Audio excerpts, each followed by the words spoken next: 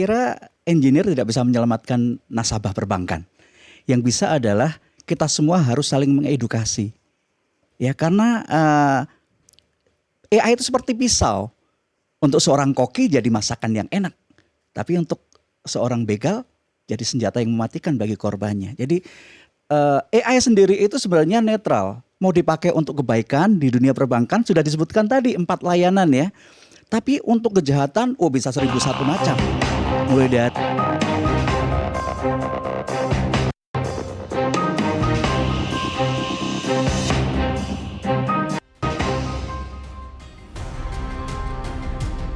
AI dan inovasi pacu efisiensi buka pasar tanpa batas. Namun di balik kecanggihan, harus kita akui, ada paradoks yang kian jelas. Tak hanya membuat bisnis melesat, tapi juga mendobrak kebiasaan lama. Tak hanya menciptakan kemandirian, tapi juga ketergantungan. Lalu sudahkah AI membuat bisnis di Indonesia naik kelas? Saya Maria Anaka, Anda menyaksikan Merah Putih Paradoks.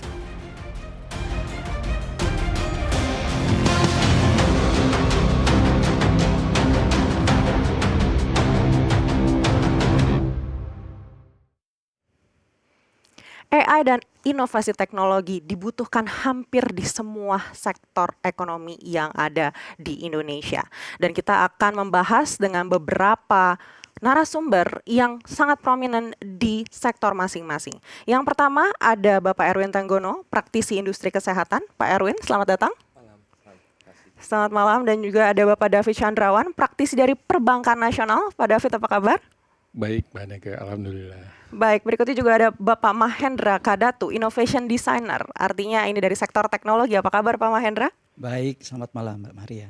Luar biasa, jika semua narasumber kita sudah siap, langsung saja kita akan mulai diskusi malam hari ini. Dan saya akan membuka dari data yang kami olah bersama. Ini adalah data yang membandingkan antara AI chatbot di sektor kesehatan. Seperti apa servisnya kalau dibandingkan dengan dokter yang menjawab layanan pasien? Penelitian ini memang bukan dilakukan di Indonesia, tapi ini adalah sebuah gambaran saja seperti apa AI sudah berfungsi di negara maju. Dari 461 kunjungan virtual urgent care pasien dewasa di Amerika Serikat, yang menggunakan AI chatbot ini ada 77,1%, sedangkan yang berhasil menggunakan dokter ini 67,1%. Artinya keberhasilan dengan AI chatbot ini sudah lebih tinggi daripada dengan dokter. Dan juga perbandingan kualitasnya, dokter ini lebih baik menangani 11,3% kasus. Namun AI lebih baik menangani 20,8% kasus, sedangkan yang kualitasnya dianggap setara atau equal ini 67,9% kasus. Jadi kurang lebih ini memang ada plus minusnya. Tapi apakah situasi ini juga menggambarkan apa yang terjadi di sektor kesehatan kita di dalam negeri, Pak Erwin? Ya, menurut saya tidak terreflek langsung ya, karena kan infrastruktur yang ada di Indonesia sangat berbeda, readiness dari human, patient juga sangat berbeda. Jadi angkanya tidak terreflek kalau menurut saya. Baik, tapi apakah kita menuju ke sana? Harusnya iya ya, kita harus menuju ke sana karena pertama lompatan teknologi di AI nggak bisa kita bendung. AI itu bagi kita melihatnya harus sebagai kayak enabler yang membantu dokter, saya lebih melihatnya untuk meningkatkan kompetensi dokternya. Membantu atau menggantikan dokter?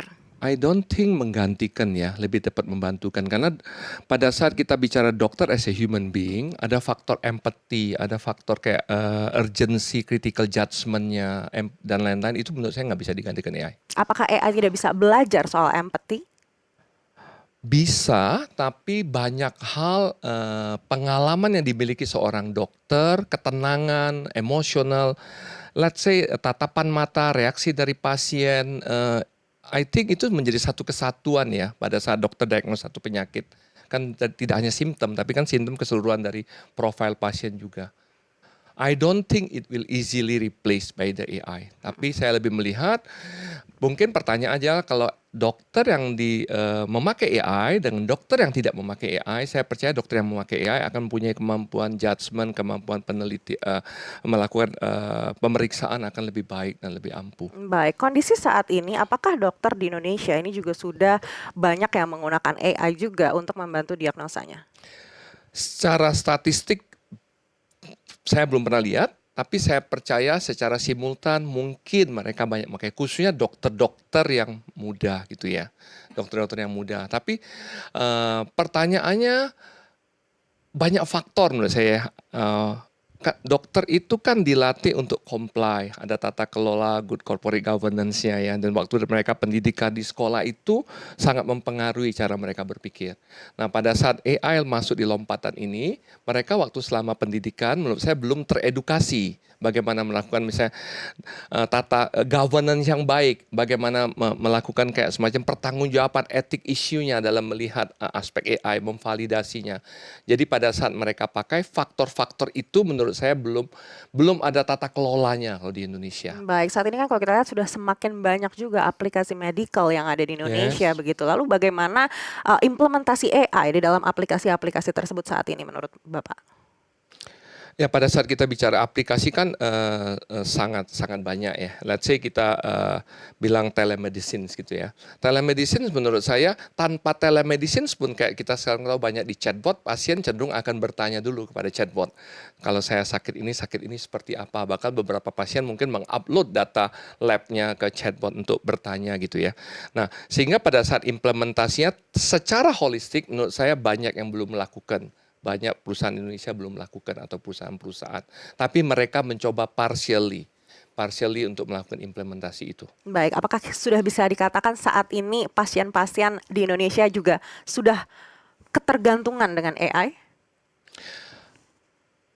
In certain circumstance menurut saya iya. Khususnya mereka yang di ibu kota yang well educated gitu ya. Mereka sudah tahu di area itu. Tapi lebih banyak simple use kayak Q&A, memvalidasi beberapa instead of critical problem solving untuk memperkaya mereka punya perspektif. Itu pandangan saya belum pada di level itu. Lebih banyak hit and run kayak simple user aja dalam Baik, daily saya life. beralih ke Pak Mahendra. Kalau Bapak sendiri dari pengamatan Bapak untuk sektor kesehatan lagi, seperti apa implementasi AI yang sudah ada saat ini? Apakah ini sudah maksimal? Seperti apa kalau 5 tahun lagi kita tunggu nanti?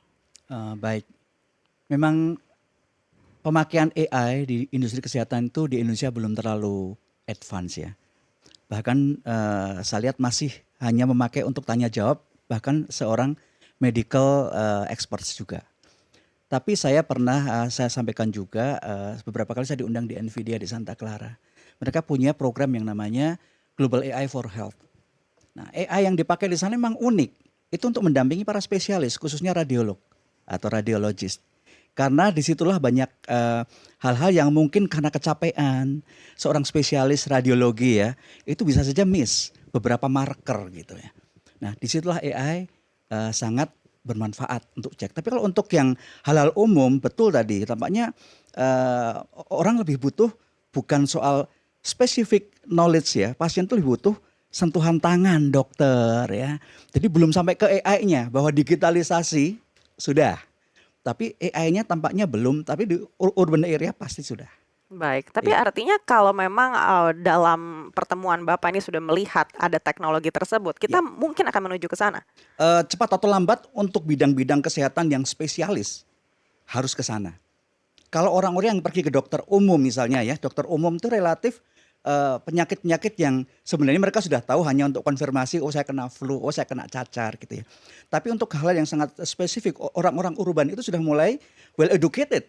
Mungkin saya akan cari second opinion dari AI ya.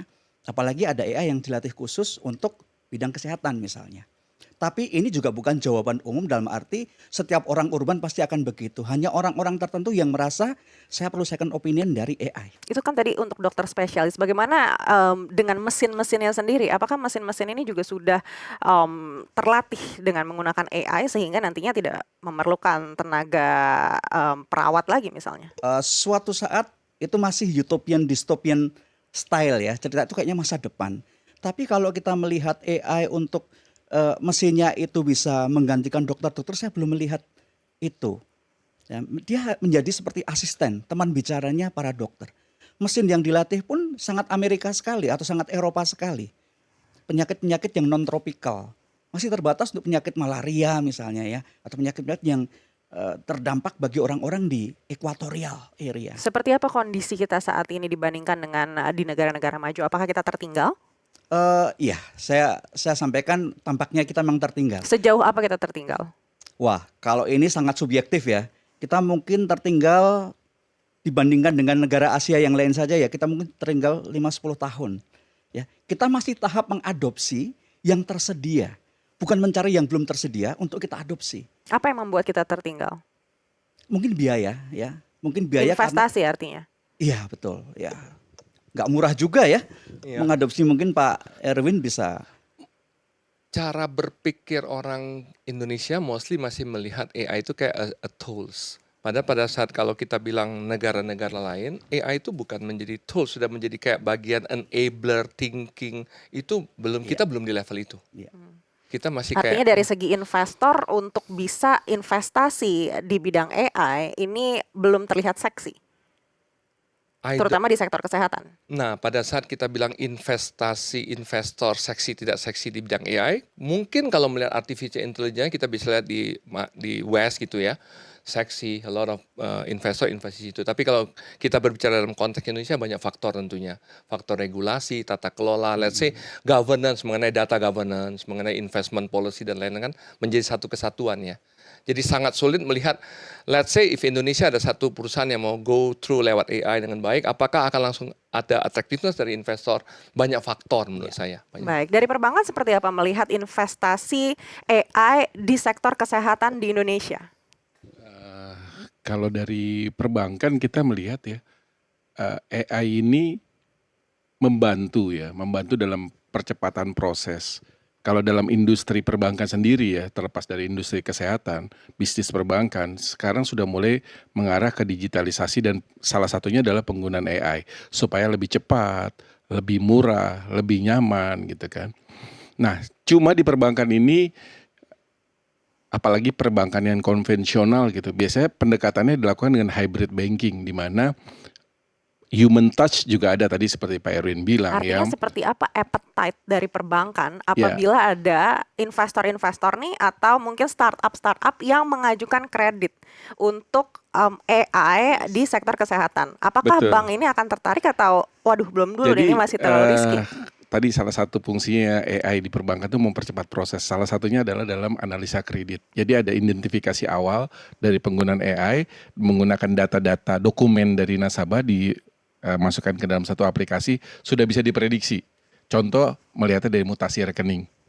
Kalau mutasinya banyak keluar dibanding masuknya, artinya kebutuhan kreditnya diperlukan karena ada kebutuhan biaya di sana. Tinggal lihat seberapa dalam dari sebuah proses kreditnya. Baik, tapi dan kan kalau faktor-faktor melihat lain. dari analisa laporan keuangan semata, kadang-kadang kalau startup apalagi yang di early stage ini kan laporan keuangannya juga masih belum terlalu cemerlang begitu kan. Ya. Apakah artinya dengan kondisi seperti itu, dengan ide-ide yang juga baik, apalagi tadi disampaikan Pak Mahendra, di negara maju ini kan sudah terjadi begitu. Ya. Ini belum cukup juga untuk meningkatkan appetite perbankan.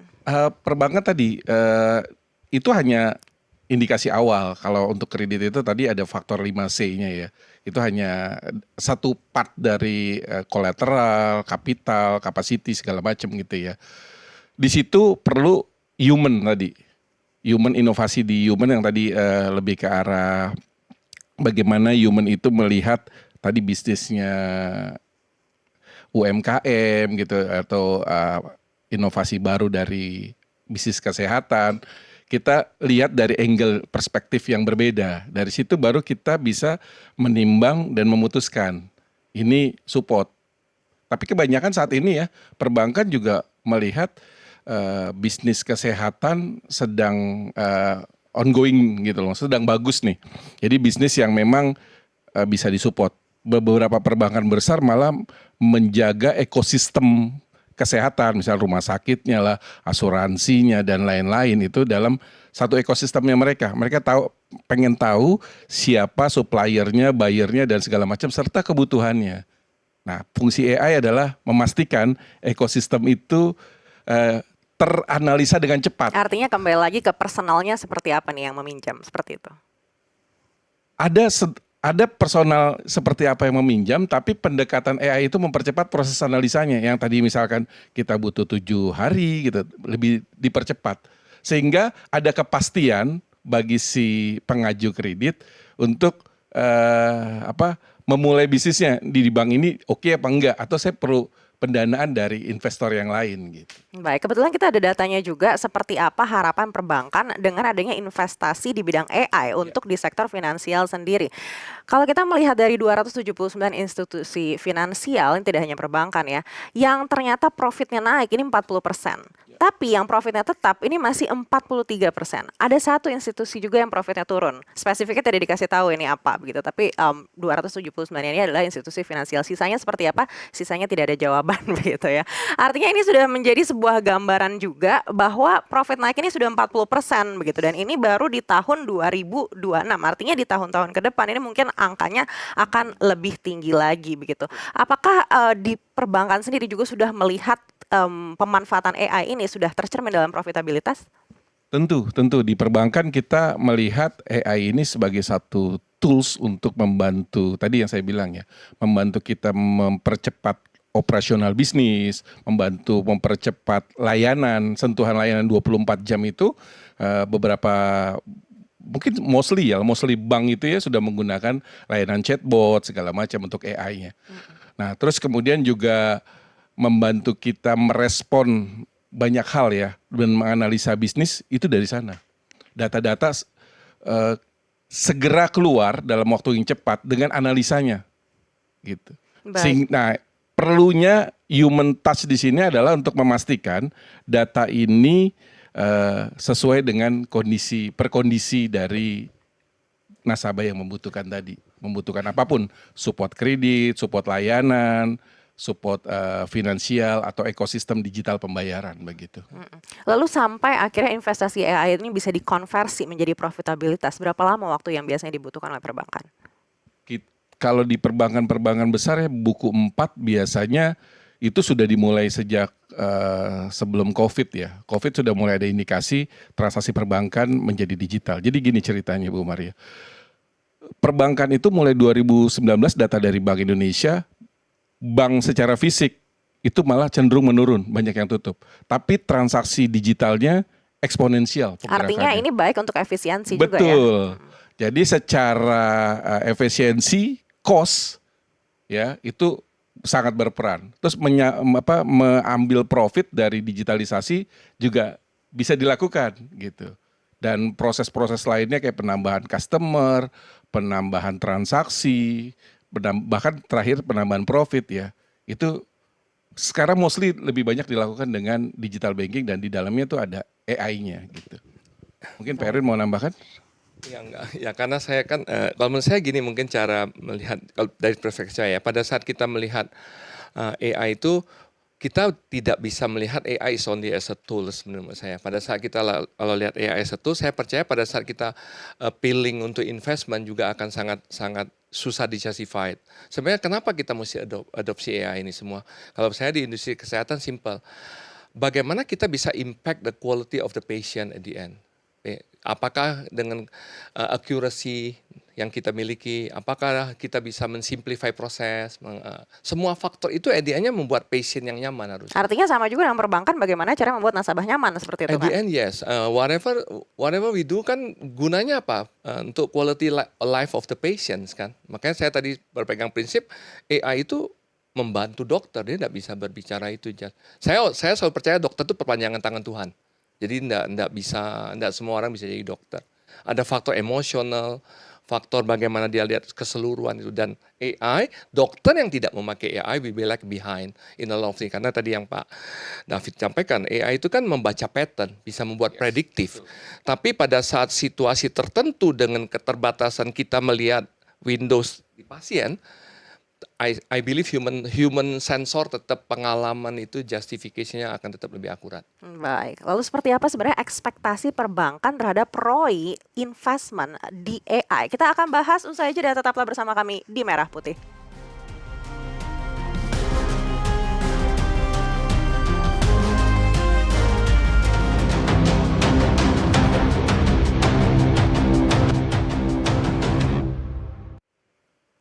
Anda kembali lagi di Merah Putih Paradoks, dan saya juga masih ditemani dengan narasumber-narasumber dari berbagai sektor yang luar biasa membicarakan AI dan implementasinya di sektor-sektor yang berada di Indonesia. Tadi kita sudah membahas seperti apa kondisinya di sektor kesehatan. Kali ini kita akan lihat seperti apa di sektor perbankan. Seperti apa ekspektasi bank terhadap investasi AI yang sudah berlangsung. Kita akan lihat di sini ada data yang sudah kami olah. Ekspektasi perbankan terhadap proyek investasi AI. Artinya bank-bank ini berharap bisa return on investment ini 1 hingga 3 tahun. 69% artinya sebagian besar bank berharap 1 sampai 3 tahun. Dan 26% bank ini berharap 3 sampai 5 tahun. Yang di atas 5 tahun itu hanya 5% saja. Artinya perbankan ini berharap bisa balik cepat nih. Kalau saya invest di AI, harusnya bisa balik cepat dalam 1 sampai 3 tahun. Pak David. Ya, di dalam bisnis memang semuanya pengen cepat ya Pak ya. Bisa nggak dapat pinjaman nih? Jadi menarik memang selain Ini realistis nggak menurut Bapak 1 sampai 3 tahun? ya mungkin 3 tahun angka yang realistis ya. Kalau 1 tahun kan kita masih ada pilot project, kadang try and error segala macamnya. Tapi mungkin sesegera mungkin dari apa yang kita investasikan mendapatkan hasil yang sepadan yang kita inginkan. Di semua industri lah, perbankan adalah salah satunya. Kebetulan case ini adalah ROI terhadap investasi AI di perbankan. Perbankan-perbankan saat ini pun sudah mulai mengarah ke digitalisasi tadi saya bilang. Bahkan ada perbankan yang memang sudah full digital. Kalau boleh sebut merek ada Alo, ada Jago, ada dan macam-macam ya. Alo, Bank gitu ya. Sudah full ke sana gitu tanpa adanya secara fisik gitu banknya gitu. Dan bank yang masih ada fisik pun biasanya dikolaborasi dengan AI karena Tapi tadi AI, Bapak sampaikan ini kan sudah banyak juga yang mulai mengurangi branch-nya begitu. Artinya kantor fisik ini sudah semakin Betul. dikurangi. Apakah ke depannya kantor fisik ini akan semakin terus berkurang bahkan tidak akan ditambah lagi? Betul, betul. Bahkan bukan cuma kantor fisik ya. Saya melihat bahkan di layanan frontliner pun sudah mulai berkurang. Diganti dengan digitalisasi. Misalkan store sudah menggunakan mesin bahkan sampai 20 juta, 50 juta dan terus bertambah, lebih besar dan lebih besar. Baik, tapi kalau kita melihat lapisan masyarakat yang ada di Indonesia, ini kan ada generasi baby boomers juga nih Pak. Yes. Begitu yang mungkin belum terlalu akrab juga begitu dengan teknologi. Apakah artinya pengurangan cabang ini akan berdampak pada mereka? Apalagi kalau kita bicara generasi baby boomers ini biasanya yang sudah priority nih kelasnya. Lebih tepatnya bukan pengurangan cabang tidak, tapi tidak penambahan brands gitu ya, dan pengurangan karyawan dalam konteks rescaling dan upscaling, skillnya di upgrade menjadi memahami lebih mendalam digital dengan sentuhan tadi people-nya, human touch, dan di upgrade juga. Bagaimana bank-bank besar sekarang kalau lihat sudah mulai menyapa, bahkan sampai ke perdesaan dengan program laku pandainya. Sudah ada karakter AI bahkan ya? Iya, sudah dengan karakter AI. Bahkan ada bank-bank buku 4 itu ya kalau bikin expo gitu ya, itu expo rumahnya udah pakai AI. Jadi kita bisa masukin lewat komputer gitu ya, kita mau rumah di BSD gitu ya, dan klaster mana, di perumahan mana, itu bisa pilih dan kita seakan-akan bisa menyentuh. Dan kita bisa mendengar, oh bahannya dari ini gitu.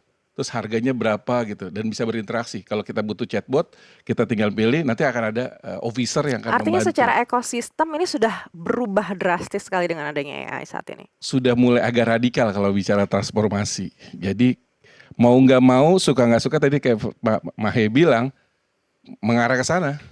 Karena tadi dengan AI tadi ada penurunan biaya yang signifikan, mencapai profit yang lebih cepat gitu, yang tadi returnnya 1 sampai 3 tahun ya. Meskipun tadi benar ada sentuhan-sentuhan tadi supaya ada jiwanya AI-nya, ada soul-nya. Bukan cuman yang menyapa tanpa ada, misalkan kita chat gitu ya di satu bot gitu. Halo selamat malam gitu. Tapi si AI-nya itu langsung bisa nyebut, selamat malam Pak David, ada yang saya bisa bantu gitu. Apakah Bapak menginginkan promo di ini? Dia udah baca tuh pola transaksi saya. Saya adalah nasabah bank XYZ yang biasa transaksi di merchant misalnya food and beverage pun lebih dalam lagi. Misalkan kopi, kopinya pun lebih dalam lagi. Kopi X brandnya. Jadi dia langsung kasih, kita ada berita baik buat Bapak, promo kopi XYZ. Baik, artinya potensi untuk bisa menghindari kejahatan finansial ini juga akan semakin besar. Jadi AI yang dikembangkan itu sebetulnya ada 4 hal ya kalau di industri perbankan. Identifikasi atau pencegahan fraud yang pertama, lebih cepat. Yang kedua adalah optimalisasi proses. Yang ketiga adalah pelayanan biar lebih cepat. Dan yang terakhir adalah kita menambahkan biasanya sentuhan-sentuhan human di dalam AI-nya. Biar terasa kita sedang ada bersama nasabah kita gitu di dalam bank. Baik, Pak Mahendra. Tapi kalau kita melihat dengan banyaknya perubahan teknologi di dunia perbankan, ini kan pihak-pihak pelaku kejahatan virtual ini kan juga sama canggihnya begitu ya Pak. Bahkan mungkin bisa one step ahead begitu. Lalu apa nih yang harus dilakukan mungkin engineer-engineer yang ada di perbankan saat ini dengan juga berpacu dengan pelaku-pelaku kejahatan yang juga mungkin akan mengupgrade diri? Ya, baik. Ini menarik sekali. Saya kira engineer tidak bisa menyelamatkan nasabah perbankan. Yang bisa adalah kita semua harus saling mengedukasi. Ya, karena AI itu seperti pisau. Untuk seorang koki jadi masakan yang enak. Tapi untuk seorang begal jadi senjata yang mematikan bagi korbannya. Jadi AI sendiri itu sebenarnya netral. Mau dipakai untuk kebaikan di dunia perbankan sudah disebutkan tadi 4 layanan ya. Tapi untuk kejahatan bisa 1001 macam. Mulai dari mimik mencontoh mimik orang supaya tampak asli ya, saudara kita, mama kita gitu ya. Bisa. Tapi itu tidak bisa menyalahkan siapa-siapa ya. Memang di dalam industri AI ini kita harus saling mengingatkan bahwa Dukungan infrastruktur apa yang kita butuhkan mungkin dari negara juga agar tidak sendirian nih mungkin Betul. industrinya berjuang untuk melawan ini. Iya, negara ya mungkin kementerian tertentu yang terikat ini memang harus banyak lebih campaign ya, lebih banyak campaign untuk mengedukasi masyarakat sampai ke tingkat-tingkat yang remote ya, dari Sabang sampai Merauke lah istilahnya. Karena apa? Sekarang tuh hampir semua orang sudah terikat dengan jejaring digital yang notabene sudah AI based. Hampir semua layanan publik sudah digital dan sebagian besar sudah AI. Belum semuanya AI ya. Nah, saya kira hal-hal semacam ini itu masing-masing kita harus keep educating ourselves and others demi kebaikan. Ya, kalau kita bicara AI untuk dunia perbankan atau untuk dunia kesehatan, itu kita masih pada tataran AI itu adalah tools seperti yang dikatakan Pak Erwin.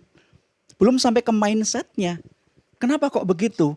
Karena hanya untuk mempercepat, mempermudah engagement. Bagaimana kalau semua orang akhirnya diberi pendidikan atau edukasi bahwa benefit AI itu untuk semua pihak, reciprocal. Yang punya perusahaan, misalnya bank atau rumah sakit, juga nasabahnya atau pasiennya sama-sama. Kenapa? Karena AI itu mengintegrasikan semua informasi di waktu yang sama dalam jumlah yang banyak dan makin build up along the way ya, dan over time. Jadi semua orang akan menikmati manfaat AI itu bukan hanya sebagai tools tapi sebagai pusat data. Bayangkan ya, kalau kita sekarang misalnya ke aplikasi untuk beli tiket, kita sudah pernah daftar sekali. Kita setiap bulan mau pergi, itu data basic kita sudah ada di situ. Tinggal mengganti tanggal, maskapai, hotel. Coba kita nggak perlu mengulang dari awal lagi.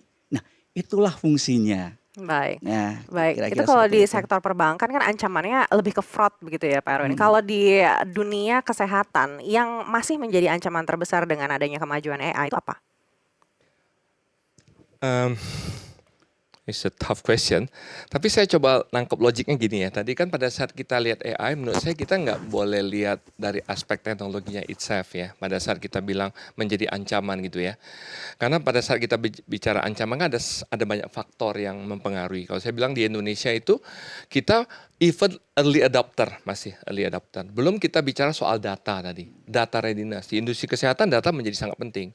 Bagaimana kita data security kita. Belum lagi kita bicara governance.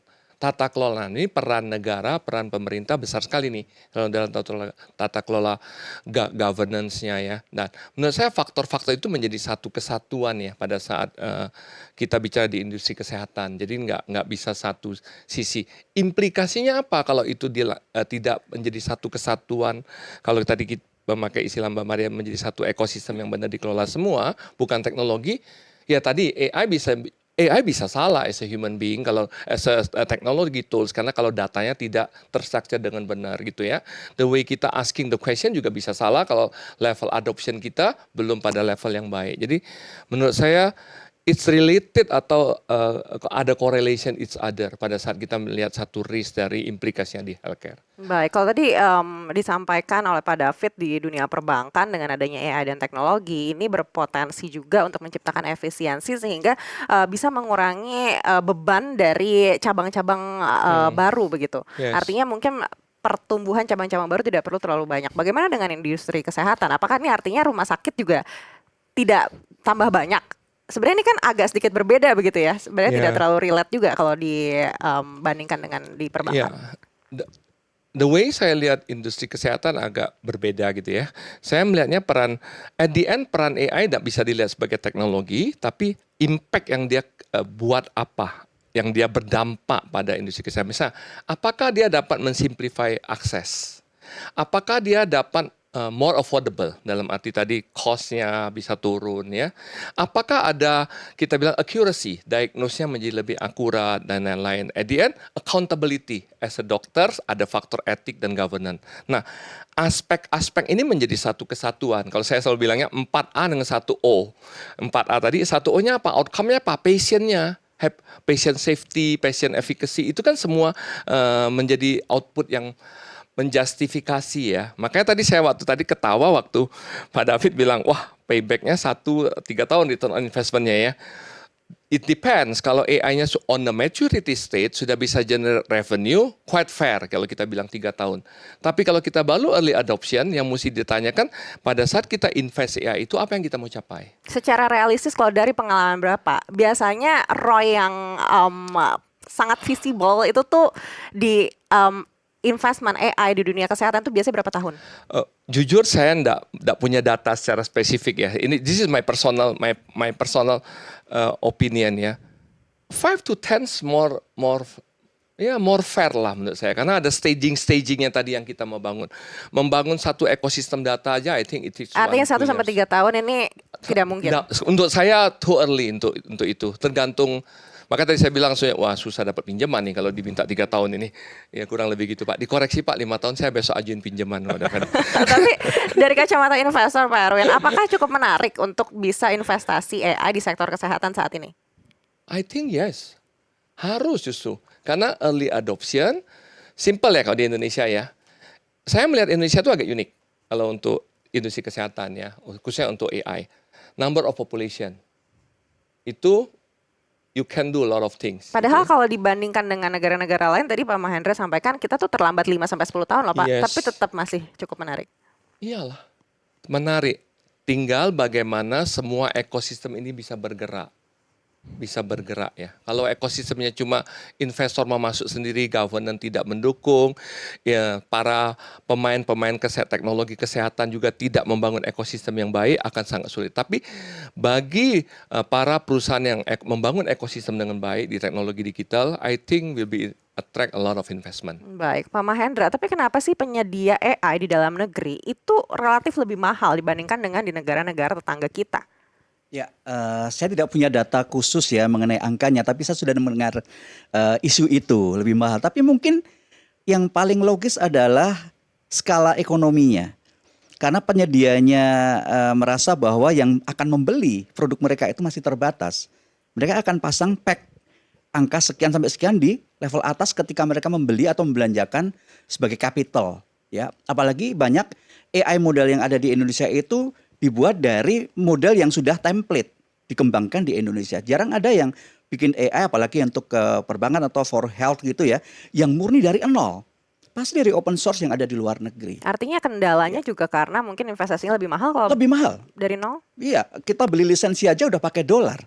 Ya kan? Dan kita tahu currency kita itu termasuk lemah. Jadi kalau kita misalnya saya investor nih, saya harus pastikan bahwa duit saya balik. Kalau 1-3 tahun kayaknya susah ya. Nah, dengan cara apa? Membebankan kepada customer saya atau nasabah saya. Itu yang paling masuk akal dari skala ekonominya. Yang kedua, pemainnya belum banyak. Pemain AI itu kalau untuk rakyat sebanyak 280 juta ya, katakan yang pemakai rumah sakit modern mungkin hanya 10%-nya aja. Itu termasuk kecil. Artinya kuenya nih masih cukup besar nih ya. Sebenarnya iya, kita kurang pemain aja. Nanti begitu semuanya main banyak, ya akhirnya seperti token itu kan makin murah. Berarti saat ini kondisi harga yang ada sekarang ini sebenarnya masih cukup mahal begitu ya, dan Iya. akan semakin murah dengan berjalannya waktu. Akan makin murah, akan makin murah. Saya sudah kebetulan saya berada di EIS namanya Indonesia AI Society, dan kami juga diskusi bagaimana dampak-dampak seperti itu akan harus ada intervensi. Semakin banyak pemain itu akan menurunkan harga. Misalnya begini, yang analogi yang paling menarik itu adalah ceritanya Spotify ya. Saya sebut merek Spotify dari Swedia. Dia sendirian menguasai dunia music streaming. Ketika Apple Music masuk, dia nggak marah-marah gitu loh. Malah senang. Oh, berarti binatang baru ini sudah diakui oleh raksasa teknologi yang lain bahwa ini valid, akan sustainable, dan ternyata benar sustainable. Jadi kompetisi itu sebenarnya baik juga untuk para pemain yang sudah ada. Oh, berarti industri ini akan makin mature. Semakin mature, semakin stabil. Jangan sampai jadi maturity-nya itu terlalu cepat. Nah, tadi disebutkan oleh Pak Erwin, selama kita itu memakai AI tanpa tahu tujuan pertamanya untuk apa, itu juga tidak bisa, karena ketika kita membeli bulk sebenarnya. Kita membeli sebuah model, ya. Dan ketika kita memakai atau mengadopsi itu tanpa kita tahu secara spesifik tujuan pertamanya apa, stage 2-nya apa, itu akan menjadi mahal di awal.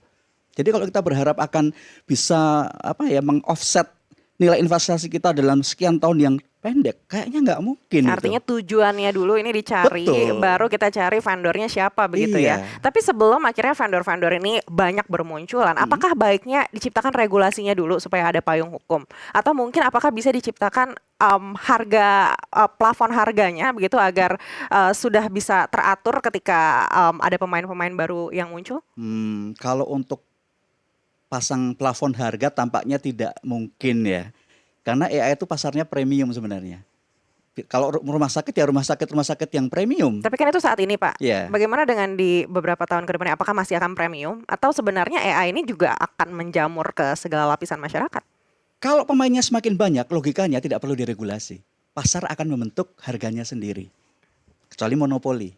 Nah, itu pemerintah masuk.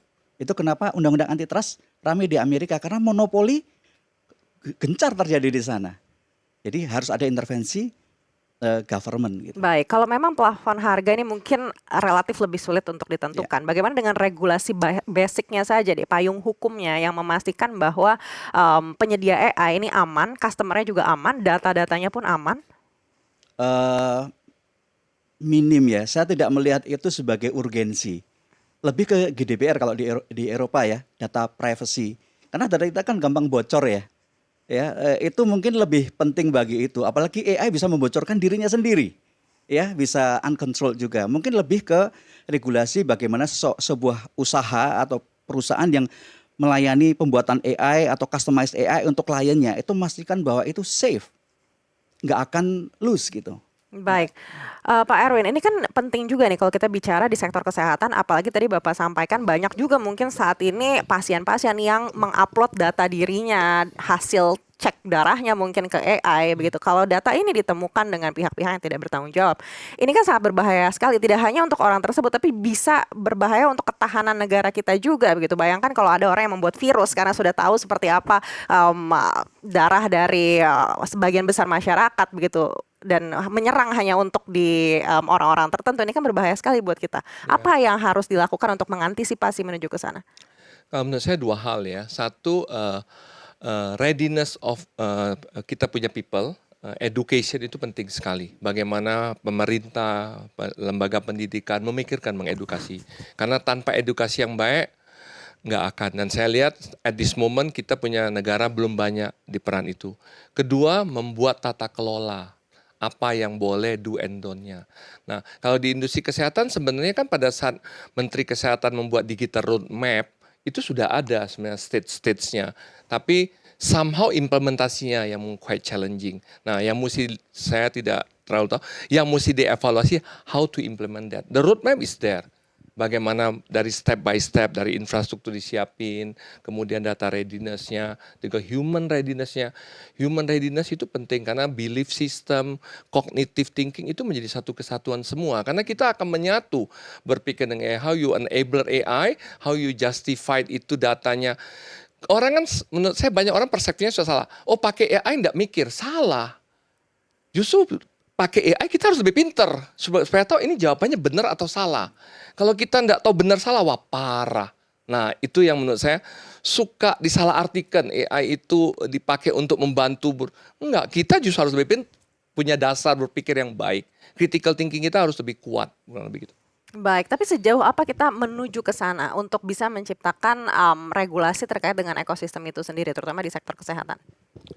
Dari saya lihat government try to do that. Tinggal skala priority-nya.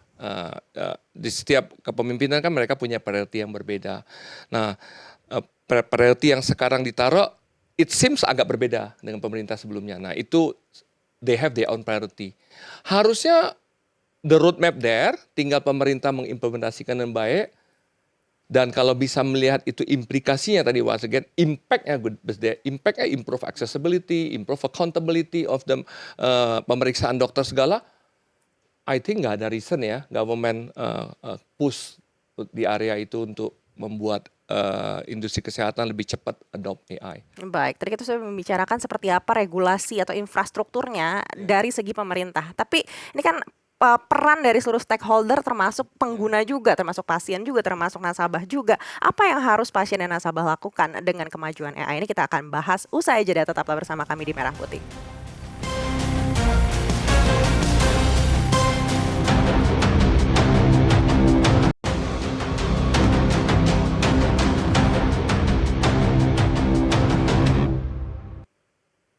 Anda kembali lagi di Merah Putih Paradoks, masih bersama saya Maria Anneke, dan tadi kita sudah membahas apa saja yang dibutuhkan untuk membuat industri-industri ini maju dengan adanya perubahan AI yang sangat cepat begitu. Lalu apa yang harus dilakukan oleh nasabah, oleh pasien, oleh masyarakat dengan adanya kemajuan AI ini? Mungkin kita mulai dari sektor perbankan. Pak David, apa sih yang harus dilakukan nasabah?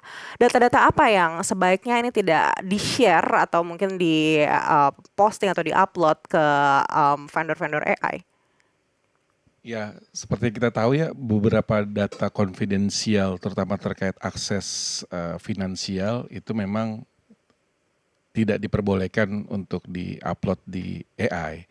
Misalkan tanggal lahir gitu ya, atau scan KTP atau apapun itu ya yang berkaitan, itu bisa akses untuk masuk menerka kombinasi dari password, user, atau apapun itu untuk bisa akses finansialnya nasabah.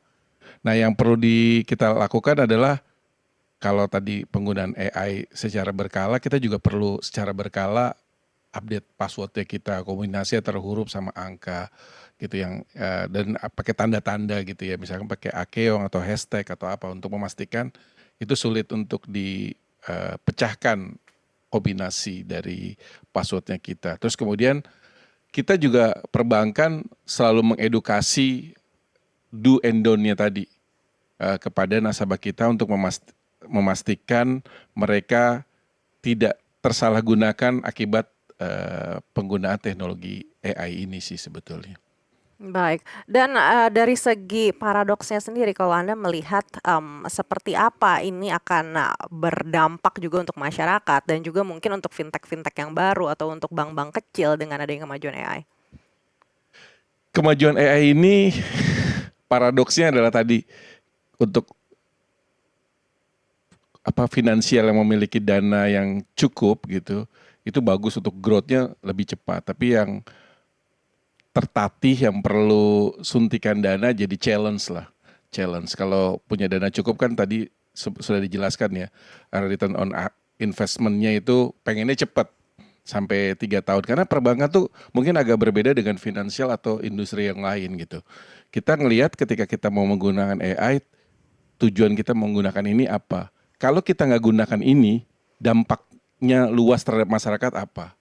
Kayak kasus yang ramai di beberapa tahun terakhir adalah penipuan phishing segala macam terhadap transaksi perbankan. Itu kita mengedukasi dan penggunaan AI-nya secara berkala untuk memastikan teman-teman nasabah perbankan terjaga dari itu. Baru kita lihat, kita kombinasikan antara edukasinya dengan apa sih yang kita bisa kolaborasi untuk jaga itu dan ujungnya ke profit. Jadi teknologi yang kita digunakan, kita harus hitung tuh sampai 3, 5 tahun, sampai 10 tahun gitu ya. Itu kan tadi harapannya. Harapannya kita seperti di dunia bisnis ya pengennya cepat gitu, 3 tahun gitu. Meskipun idealnya mungkin di angka 5 gitu ya. Bahkan ada beberapa yang agak slow gitu bisa sampai 10 tahun. Tapi bank-bank besar buku 4 biasanya dipaksa untuk lebih cepat karena mereka harus tampil seksi ketika neracanya ditampilkan. Gitu. Makanya setiap tahun bank-bank buku besar itu biasanya fee base-nya itu mencapai 2 digit dalam 1 triliun. Nah itu salah satu yang di-push adalah penggunaan AI untuk kemaslahatan dari nasabah, baik dari penurunan resikonya atau peningkatan kebersamaannya, engagementnya, layanan, dan akhirnya profitnya terjaga dan semua stakeholder happy. Itu cerita dari panjangnya. Baik, tapi sebenarnya kalau kita melihat kondisi saat ini, perbankan saat ini kan banyak juga yang NPL-nya malah naik nih Pak dengan kemajuan AI. Memang kita tidak bisa menyalahkan satu-satunya begitu, menyudutkan salah satu pihak. Pasti ini juga ada faktor makro dan mikroekonominya juga begitu. Tapi bagaimana kemajuan teknologi ini sebenarnya kan tujuannya untuk bisa memperkecil NPL salah satunya. Betul. Ini NPL one things ya. Jadi ada beberapa bank yang diinjek dengan dana tertentu dari pemerintah, di force, memang tujuannya bagus ya supaya ekonomi itu jalan. Karena dengan adanya kucuran kredit, ekonomi bergerak. Cuma dengan kondisi yang uncertain seperti sekarang, nggak mudah untuk memastikan itu. Beberapa bank yang non-injection dari pemerintah lebih cenderung berhati-hati. Makanya NPL-nya cenderung lebih rendah dibanding NPL batas maksimum NPL seharusnya gitu. Kondisinya itu Bu Maria. Baik, artinya bukan artinya kemajuan teknologi belum Ya, memberikan jadi dampak secara optimal begitu ya? Kalau istilah pemerintah tuh ada yang namanya penugasan. Nah itu yang susah tuh. Ketika diharapkan membantu UMKM yang tadi laporannya belum jelas, terus semangat untuk Yang risikonya tinggi begitu risiko ya? tinggi, mereka harus ada di sana hadir. Itulah peranan pemerintah. Dan bank-bank itu ada di depannya. Jadi mereka memang harus berkorban demi merah putih. Paradoksnya begitu. Cukup miris memang ceritanya, tapi sejatinya mereka memang ditugaskan untuk itu. Beda dengan bank-bank swasta yang mulai berhati-hati kalau masuk ke dunia seperti itu. Jadi mereka lebih cenderung main ke korporasi gitu. Meskipun ada ke arah sana, namun porsinya tidak sebesar bank-bank yang Lebih mendapatkan tight injeksi artinya ya? gitu. Makanya kalau dilihat bank-bank yang mendapatkan injeksi itu NPL-nya cenderung lebih tinggi dibanding yang tidak mendapatkan injeksi. Karena ada fungsi peranan gotong royong bersama rakyatnya untuk tumbuh di sana tuh. Dan tentunya resikonya juga ada di sana. Baik, kita beralih ke sektor kesehatan, Pak Erwin. Kalau untuk pasien nih, apa saja yang sebenarnya harus dilakukan agar tidak membahayakan diri sendiri dengan adanya kemajuan AI ini? Ya, seperti yang tadi kita banyak diskusikan ya, bahwa level of adoption di penduduk Indonesia ini kan masih rendah. Jadi cara saya melihatnya, saya lihat dua. Satu institusi, satu user kita sebagai pasien. Saya lebih fokus ke institusi dulu. Karena kita tidak bisa pungkirin dunia digital ini, digitalisasi, digital transformation ini sudah menjadi part of our life. Khususnya di perbankan, payment dan segala. Data security menjadi sangat penting. Nah, data security, edukasi, data governance, dari pemerintah berperan benar di government. Nah, yang paling repot, ini data load-nya gede. Kalau ini bocor, nah habis kita. Kayak tadi Mbak Maria very concern, disease pattern dan lain-lain. Ini menurut saya ada peran besar dari institusi yang mengelola, baik perusahaan, baik governance. Nah kalau dari pasien, ya dalam hal level edukasi if I can say simple things lah ya. Ya kita, medical record kita paling berharga. Kita tidak boleh sembarang share kita punya medical record. Misalnya nama kita, kalau mau upload ya yang pinter-pinter dikit lah ya, kurang lebih ya dipotong, jangan sampai ada data kita, cuma data satu indikator. Ya minimal hal seperti itu. Tapi dengan terbukanya sosial media, even face tadi ya, face recognition, even terakhir keluar jangan foto begini ya, begini, tidak boleh begini ya karena sidik jari. a lot of thing can be happen. Even kalau kita mau bilang kita jangan-jangan foto harus tutup mata, nah nanti bisa mata didetect. I don't think we should go into paranoid seperti itu juga. Karena kita harus percaya juga dalam ekosistem pergerakan dunia ini, ada juga orang yang memikirkan cyber security. Ada orang juga yang membangun riset. Memang peran besar kalau menurut saya adalah tata kelolanya dari institusi dan pemerintah harus sangat kuat. Dan itu menurut saya kita lag behind. Makanya itu kita adoptionnya masih rendah gitu ya. Compare ke event yang Bapak bilang di negara Southeast Asia, bahkan di Asia kita lag behind. Baik, menarik sekali Pak Mahendra. Apa benar yang tadi disampaikan Pak Heru? Ini kita kalau foto nggak boleh buka mata katanya, dan juga nggak Mungkin boleh. one day ya, karena bisa direcord. Iya. Apakah memang teknologi sudah secanggih itu saat ini? Iya dan tidak. Dalam arti beberapa teknologi itu masih jauh ya. Apalagi kalau foto jauh gitu ya terlalu kabur. Kecuali sudah dilatih untuk bikin secara teknis zooming gitu ya. Sampai ke biometrik kita di mata, di sidik jari dari jarak foto yang diperbesar lalu di pattern ulang oleh AI mungkin bisa terjadi ya. Tapi saya rasa betul jangan karena paranoid lalu kita jadi takut apa-apa. Ya kita tahu dosisnya aja lah. Kalau foto ya jangan sudah tahu ada potensi seperti itu ya jangan. Baiknya jangan Tapi dilakukan. batasannya seperti apa nih Pak? Karena kan batasannya ini tidak jelas di masyarakat begitu. Ada juga masyarakat yang bilang tidak boleh begini, tidak boleh begitu. Tapi sebenarnya teknologi itu sudah seperti apa? Dan kita harus sejauh mana nih memaknai ini? Kalau saya lihat masih ke makro misalnya facial ya. Wajah itu kan dari jauh dari dekat ya, itu sudah bisa diprediksikan ya. Tapi kalau sampai sedetil fingerprint itu saya tidak tahu ya, saya bukan ahli di cyber security untuk biometrik, tapi itu bisa bermunculan di kemudian hari. Saya melihat sekarang itu tidak perlu takut hal itulah, apalagi apa sarangeo ya istilahnya ya. Tapi Iya. maaf, Iya. memberikan mata pada AI itu sedang di-develop. Ada satu perempuan yang Fei Fei, is a Iya. godmother of AI dijulukin. Dia justru sekarang memakai mata, dia memberikan mata melalui mata kita melihat satu pergerakan, dia baca pola. Jadi kalau piring mau jatuh, reaksi orang itu seperti apa. Kalau apa, nah itu lagi dipelajarin. Oh. Nah itu I think in the future will be happen soon. Artinya kita harus menghapus foto-foto feed Instagram kita dari sekarang? Nggak seperti paranoid itu juga sih Iya. kali ya. Oke, kita akan bahas lebih dalam lagi usai jeda. Tetaplah bersama kami di Merah Putih.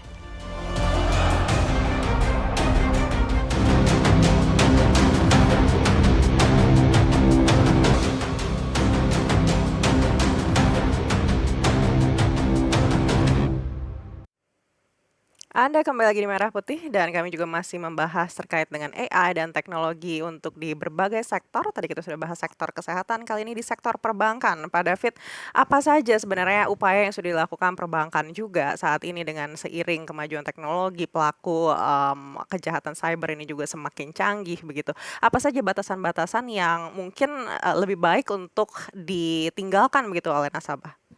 Ya menarik nih tadi bagaimana perbankan sekarang memperkuat cyber security-nya. Kita menaruh teknologi yang AI yang memang menjaga keamanan data nasabah dan lain-lain ya. Untuk memastikan nasabah safe, aman. Batasan-batasannya seperti apa? Ya ini relatif lagi ya di Apalagi industri. kalau di perbankan ini kan kadang-kadang suka membutuhkan identifikasi persamaan data dengan cara telepon begitu dengan Yes. menggunakan suara. Saat ini suara ini kan sudah bisa diganti dengan AI. Betul. Nah, kita biasanya pertama memberikan edukasi perbankan itu dengan nomor teleponnya, handphonenya. Jadi contoh misalkan bank tertentu belakangnya 888 ya. Kalau saya misalnya nyebutin halo BCA gitu ya, 1588 itu harus dari situ nomornya. Terus edukasi lagi kalau mendapatkan email belakangnya apa gitu. Itu edukasinya sedetail itu. Dan kita beberapa kali juga menguji phishing gitu kepada nasabah-nasabah kita. Kalau dia ngeklik, wah berarti masih nggak edukasi. Edukasinya perlu Si ditingkatkan. gagal edukasinya gitu Nah, karena ya. itu balik lagi ke kita tuh. Jadi misalkan contohnya belakangnya bukannya .co.id gitu ya, .com gitu. Dulu tuh pernah ada yang plesetan-plesetannya itu semua platform-platform plesetan kepemilikannya sudah dibeli. Supaya kalaupun ada yang meleset ke sana, dia langsung diredetek ke sebenarnya visit ke internet yang sebenarnya untuk transaksi. Kondisi Baik. sampai sedetail itu Baik. menjaganya, memastikan. Baik, terakhir closing statement dari Anda Pak Erwin. Closing statement. Ya, in the industri kesehatan is early adoption. Indonesia is a very big market. Kita harus punya government yang baik. Dan why big market is important? Karena at the end teknologi bicara scalable. Kalau Indonesia bisa di scalable dengan baik, bisa di governance dengan baik, Indonesia akan menjadi contoh dunia yang tidak dimiliki banyak negara. Itu yang my closing remarks. Don't give up, keep invest into investor, dan lihatlah Indonesia tempat scalable yang baik. Tempat scalable yang baik. Pak Mahendra? Ya, AI ini sebenarnya kan hal baik ya, dibuat untuk hal baik.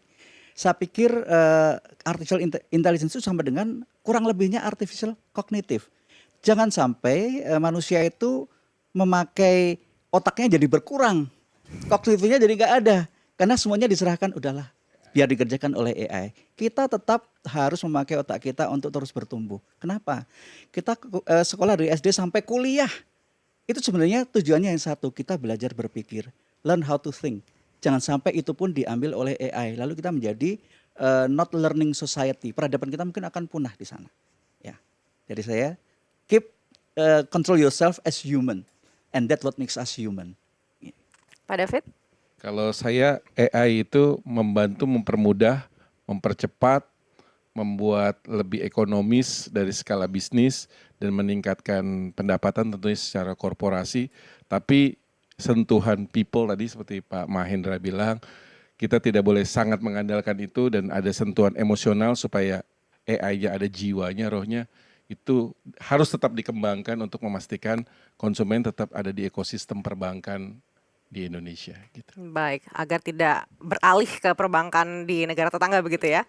Baik, menarik sekali memang diskusi kita kali ini. Kalau memang AI ini adalah seperti pisau bermata dua, bisa juga memberikan keuntungan, tapi juga bisa mengancam peradaban seperti yang tadi disampaikan Pak Mahendra. Kita harus benar-benar pintar bagaimana mengolah diri, mengontrol diri kita, agar AI ini bukan menjadi ancaman, tapi bisa menjadi teman untuk bertumbuh bersama, menciptakan peradaban yang lebih baik. Itu menjadi harapan kita bersama dan tentunya meningkatkan skala bisnis ekonomi yang ada di Indonesia. Sekali lagi terima kasih atas narasumber yang sudah hadir di tempat ini. Ada Pak Erwin, Pak Mahendra, dan Pak David. Terima kasih. Sampai jumpa lagi di lain kesempatan. Dan juga ini menutup diskusi kita dalam Merah Putih kali ini. Saya Mariana sampai jumpa.